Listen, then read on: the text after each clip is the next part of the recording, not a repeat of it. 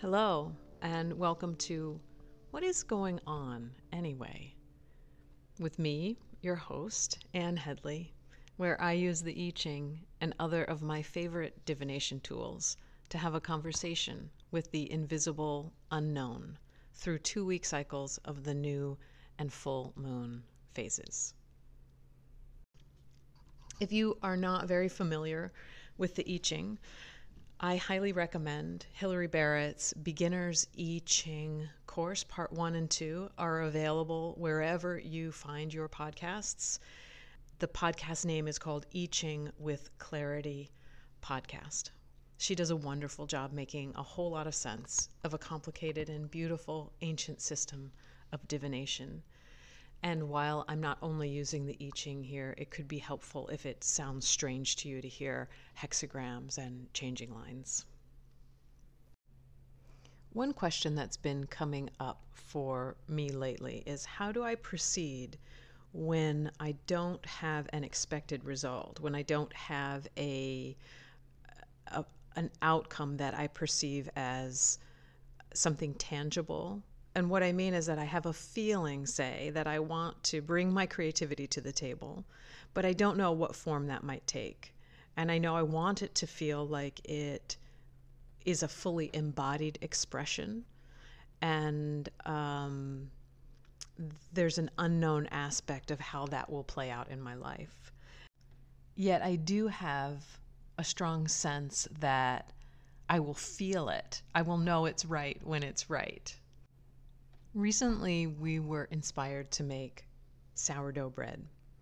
I guess we were catching the last wave of pandemic-era home bread makers.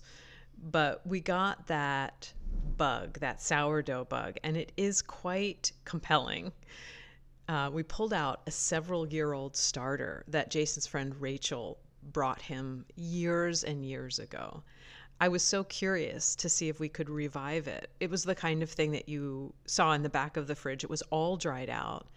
And typically, I think most people would throw that out. But I looked at it and I thought, we could revive this. There's something in there. And then we watched this video on YouTube. Someone else had revived an old, dried out sourdough starter. And for me, I just got completely hooked. We got that sourdough baby breathing and bubbling and smelling so nice, and then started making loaves of bread. Our first were really fun, but they were flat, and the crust was soft. And I knew that it could be better. I also had a very clear idea of the kind of artisan loaf that I wanted to make. And we made, how many? I don't know. We made less than a dozen loaves before we found that first gorgeous, slightly caramelized crust. And it was tangy, and the center was spongy. And the whole process has been deeply satisfying. I'm thinking of my question like that it's going to take me a while to find the results that I'm imagining. I'd like a clear transmission of my expression and a self-inquiry that feels important to my body and my mind without running around in circles searching for rightness as I imagine an outer critic listening. That outer critic almost always is my inner voice, listening and commenting, and I guess keeping me safe, but certainly giving me a hard time at the same time. And I'd like to address this interesting zone of the near to becoming time. Like, what is very next? And I love the idea of being present and living in the present, but I'm also very curious about tomorrow, which is why I'm doing this and reaching into the divine to get inspiration about what is next. What is it like to walk headfirst into this unknown future of ours? And I've decided to take a small leap inspired by my dear friend Stephanie, who suggested that I could just go ahead and tell her via this podcast what I was really, really thinking. Like, before I was being a little too on the surface, and she is used to diving in deep as we do with our personal conversations. So I do think it is worth that little leap, and maybe it's not really little at all, but it's worth revealing intimacy here, and that my self-expression is asking to join me here by being known by more than my safest inner circle, who are so dear to me. You know, the people that have those long conversations with me that are not one-sided like this give me so much support and confidence. And I wish that for all of us to have. It doesn't really take that many, but just a handful of folks that love you and support you as you go through all of these vulnerable changes in life. Some basic questions that I grapple with are, how do we live in the questioning of life as it is? How do we pursue truth and beauty while simultaneously questioning our assumptions about those things? And knowing that we need some kind of community that offers a recognition to help us continually form identity. How do we seek and find that for ourselves? In Sanskrit, the ego is called ahankara, and it translates in one way as the I former. And I've always seen a picture in my mind of this as an activity, as if my ego were made of clay, and that it's this constantly ongoing sculpture that's being added to and taken away from, as if the very act of living is a high art form that sculpts the formation of this essential part of being human. This ego is the thing that keeps us safe as individuals, and also is a thing that we struggle with. After all, it's considered that the ego is the very way that we are able to be differentiated from another, because under all of this, we are all one.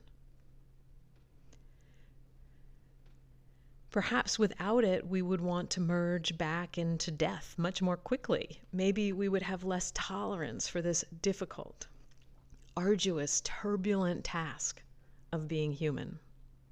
And our egos need to be recognized in some form. It is necessary. And perhaps it is up to us to philosophically determine which ways most benefit ourselves and our communities and our sense of self as we long for harmony, which ways that we receive recognition. And with all of this, I lean into this full moon. And this is the full worm moon in Virgo.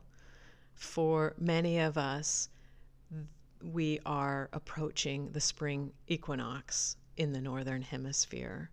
And while we just had a giant snowstorm in Maine, and it is beautiful, everything is really covered in snow.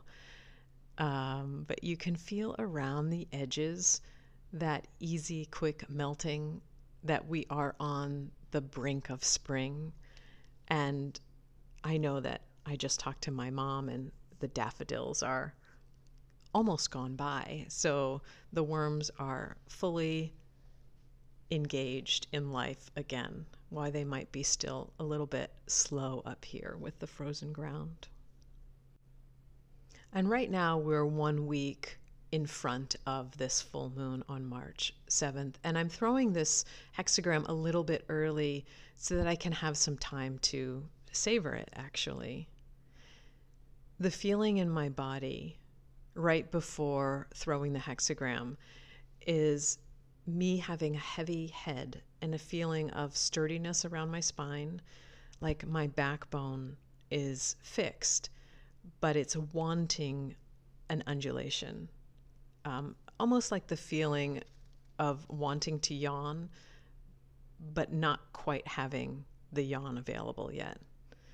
I'm still feeling an overall body sense that's like, sort of like things could be better.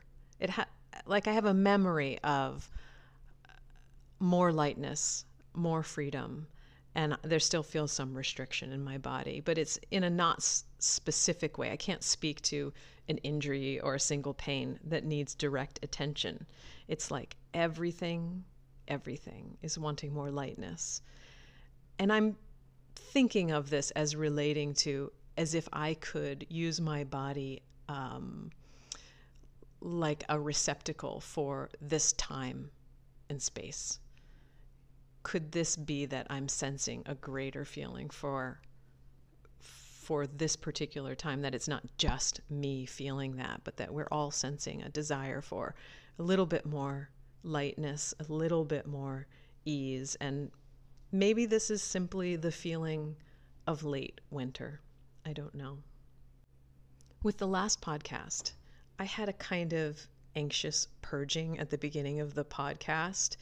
I was expressing so many of my doubts, and I'm hoping to simply note that perhaps self-doubt occurs in waves. I'm not really apologizing for that purging, that kind of open insecurity. I just find it curious when it breaches the surface, and that maybe that has its own cycle of submerging and surfacing. And I also wonder if we collectively have surges of that too. Or maybe we're just all different waves of sometimes one of us will have great confidence, and then your neighbor will have vulnerability and insecurity, and that we support each other that way. In the news just recently, I got to see this clip from Ke Huy Quan, who won Best Supporting Actor in a Film. And he mentioned that when he won, he was the first Asian actor to win in this category. And well, first of all, I'm feeling very pleased because when the movie first came out, I insisted that I took Jason, I took the boys, and we went and watched the film. And I felt watching that film that it was the beginning of seeing things in a different way on a larger scale. So if you haven't seen the film and you're at all interested in multiverses and quantum theory, I definitely recommend having a look. It's magnificent, and it is actually winning a lot of awards.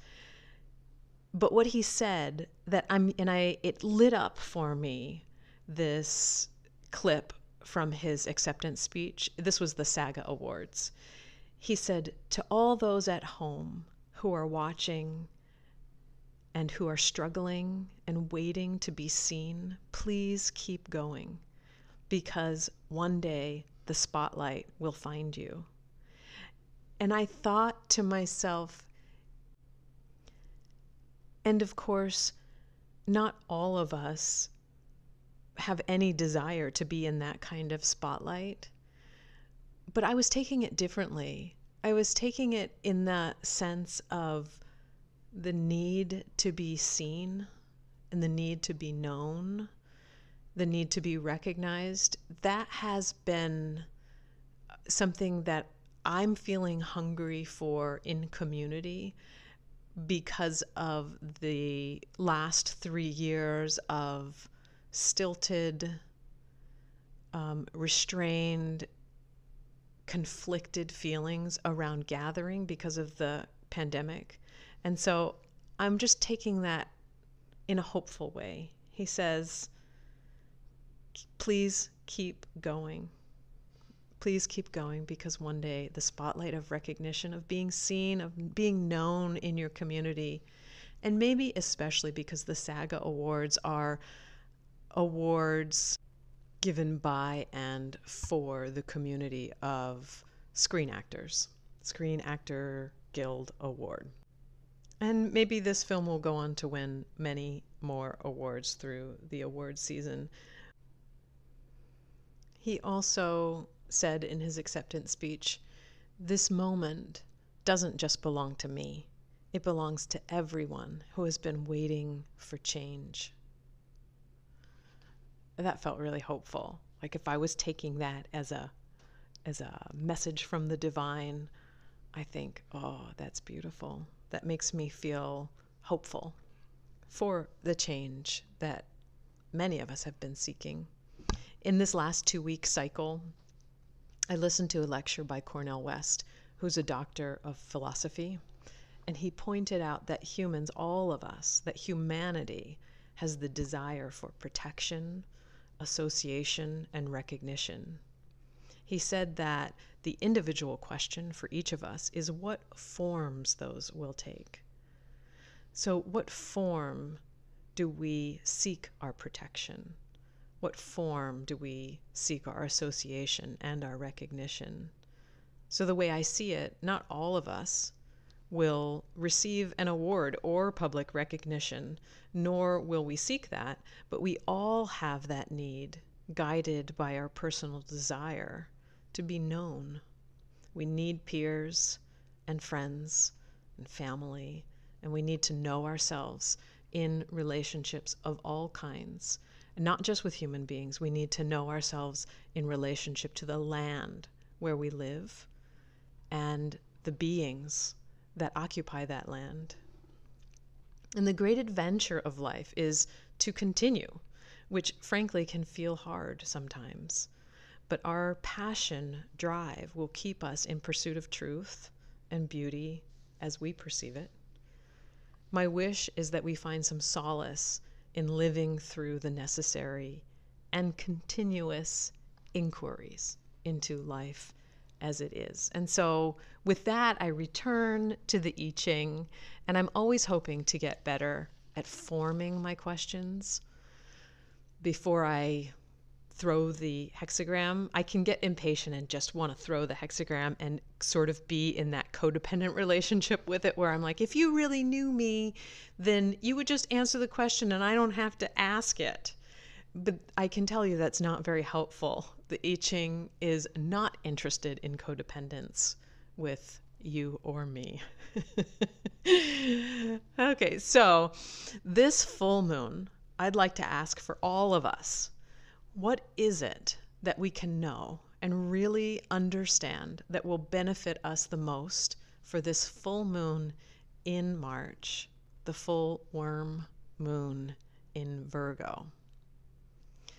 And as I feel into the question, I have to say this out loud. I keep wanting to ask more about joy and what is the obstacle to my receiving joy? And that's a separate question.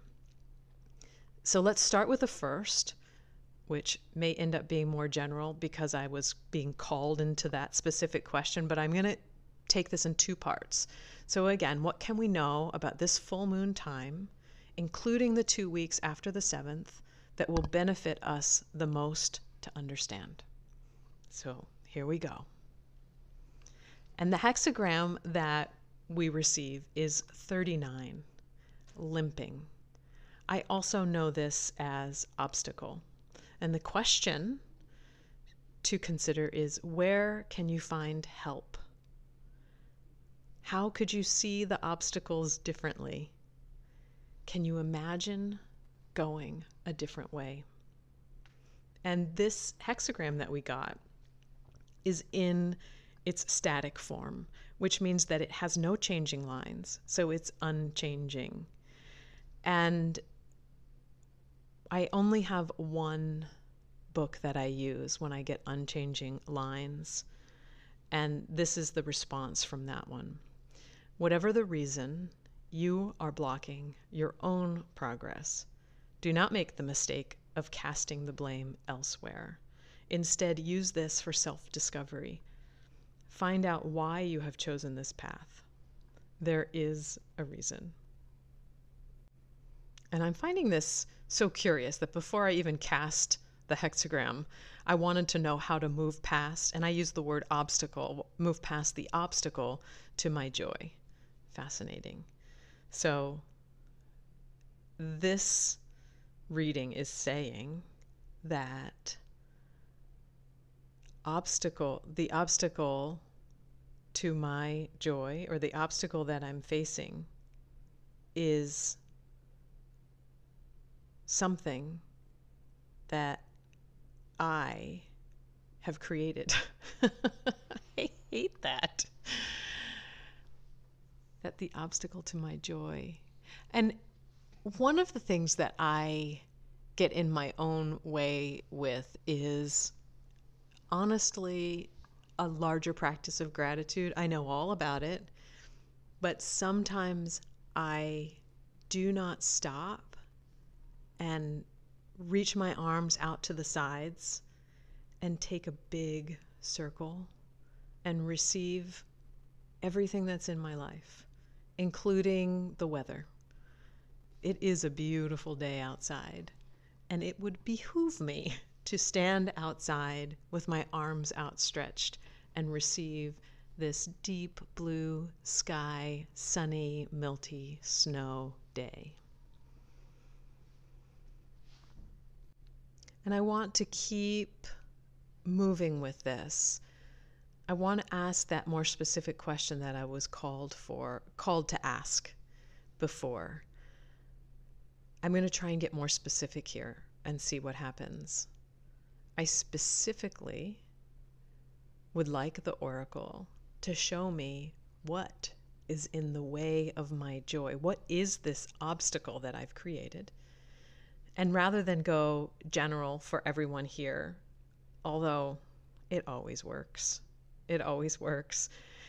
I'm going to ask specifically about me as I cast this hexagram, just so that I can have the real clarity and the feeling of, oh, it's kind of an intensity. So I want to see, what can I understand? And the hexagram that I got back is amazing. I got 39 again. And I'll just say, if you're not familiar with the I Ching, that is quite unusual for me, because the chances of throwing 39 twice, I don't know, it just doesn't happen that often.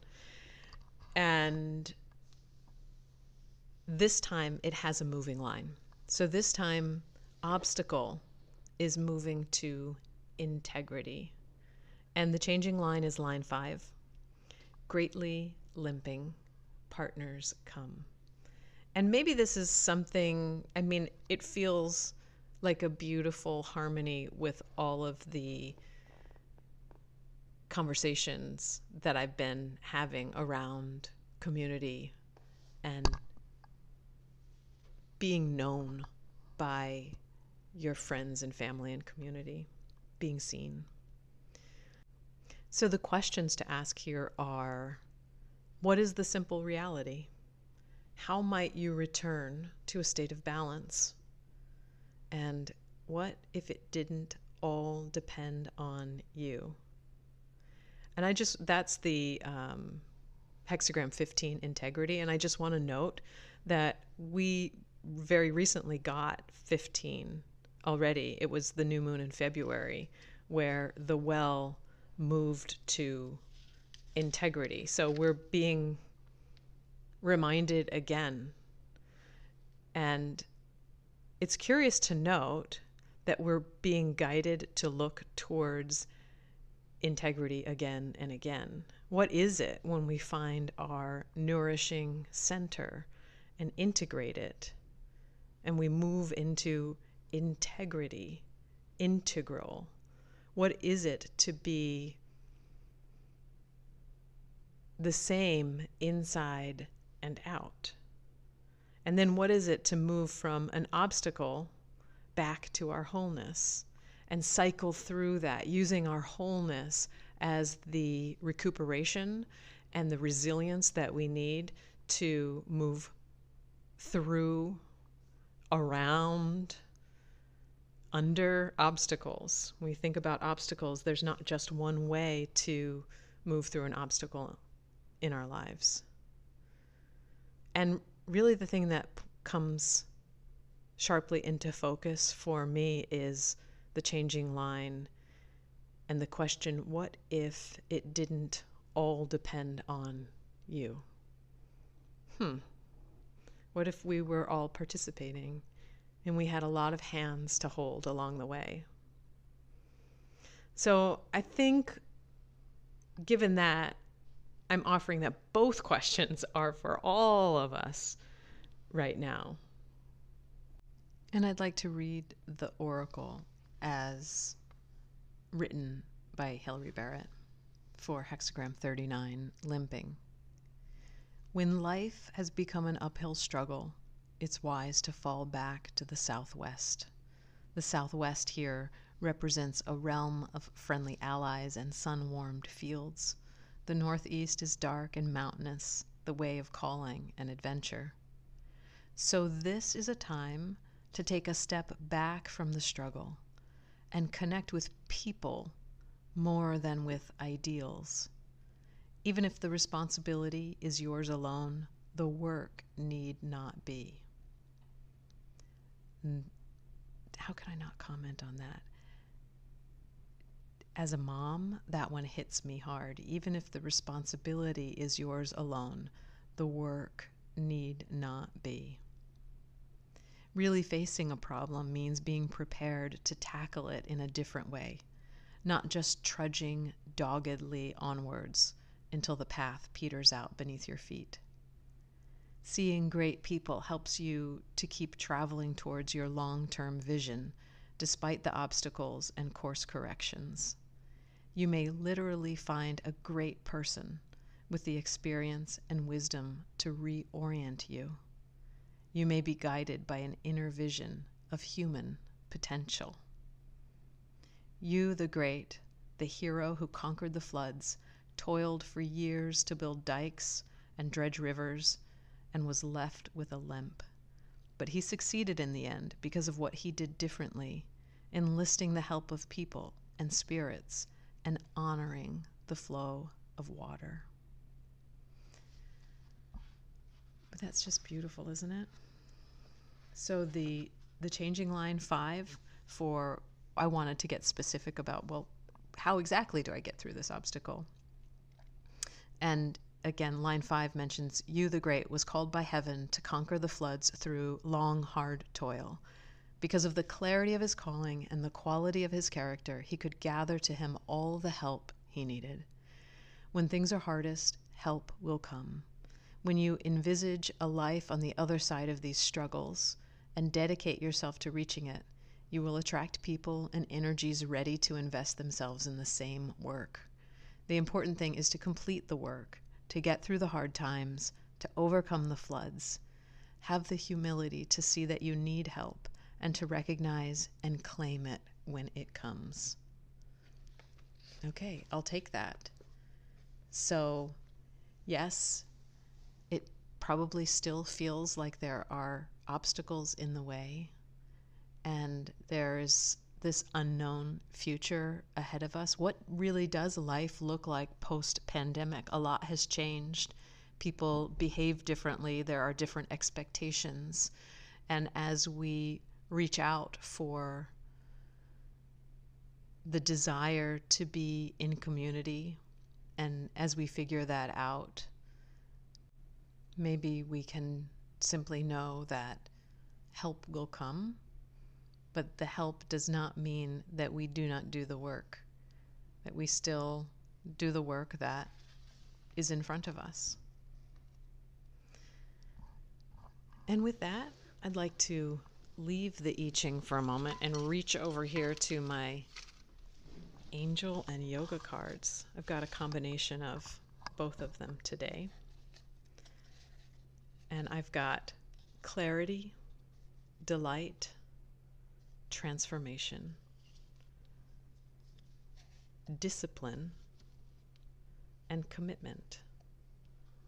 I like that.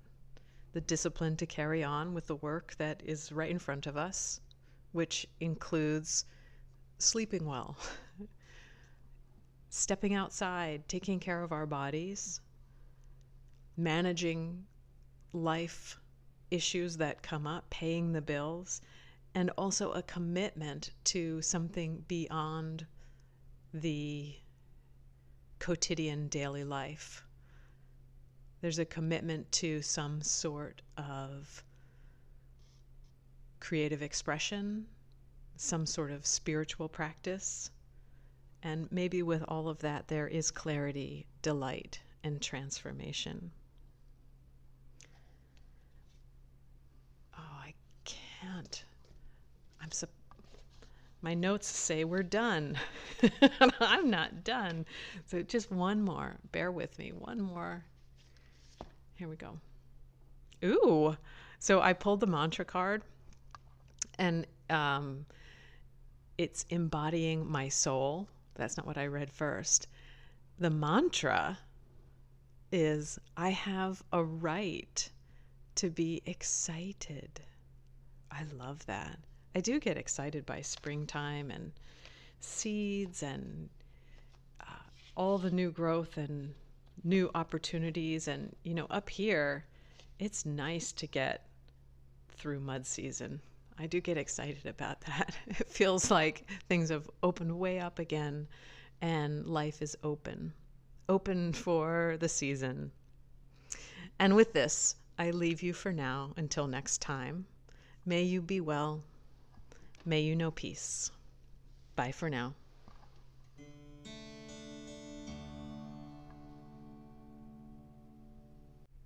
If you liked this podcast and would like to help me produce more art, writing, and creative work, please support me through Patreon. That's patreon.com/watermoonstudios. Creativity powered by membership.